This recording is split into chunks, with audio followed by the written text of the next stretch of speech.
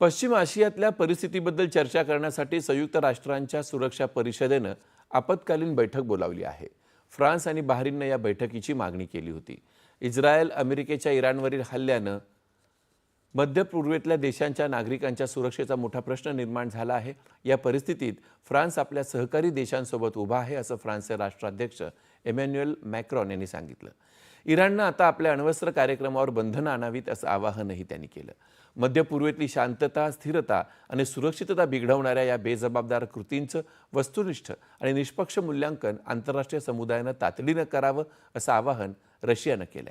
या संदर्भात संयुक्त राष्ट्रांनी त्वरित बैठक बोलवावी, शांततापूर्ण उपाय राबवण्याकरता मदत करायला आपण तयार आहोत, असंही रशियानं म्हटलं आहे. या गंभीर स्थितीमध्ये इराणच्या शूर नागरिकांसमवेत ऑस्ट्रेलिया उभा आहे, असं पंतप्रधान अँथनी अल्बानीज यांनी म्हटलंय.